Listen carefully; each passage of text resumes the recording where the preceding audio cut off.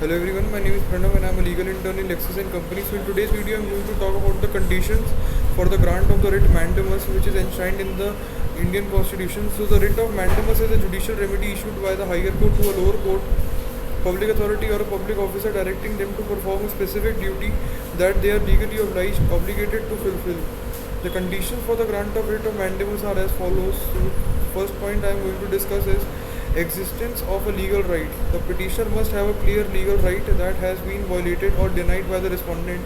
The right must be enforceable through a writ of mandamus. So the second point I am going to discuss is the legal duty of the respondent. The respondent must have a legal obligation or a duty imposed by the law to perform the act so to be enforced through the writ. So the next point which I am going to tell you all is the absence of an alternative remedy. The petitioner must demonstrate that there is no alternative or equally effective remedy available to them to obtain the relief source. Mandamus is typically considered as a discretionary remedy when alternative remedies are available. So the next point is specific and clear demand. The petitioner must make a specific and a clear demand for the performance of the duty by the respondent. The demand should leave no room for ambiguity and uncertainty for the same. So the next one is the public duty. So mandamus is usually issued in cases involving the public duties or matters of public interest. The duty in question should be a public duty that concerns the rights or interests of a public at large.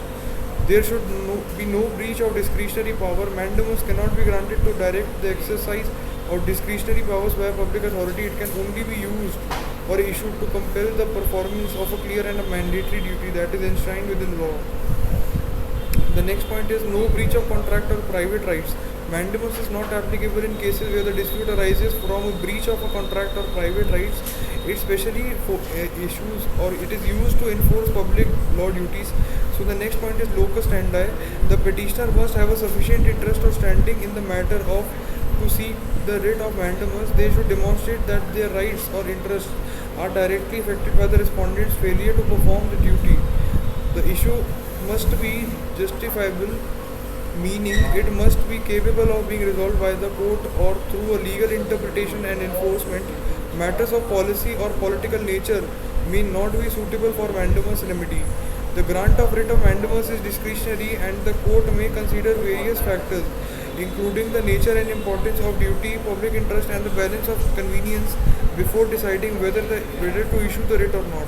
So now I'm going to wind up this video, and if you guys have any doubt regarding this, so you can just ping me in the comment box and I will get back to you as soon as possible. So thank you so much and have a nice day.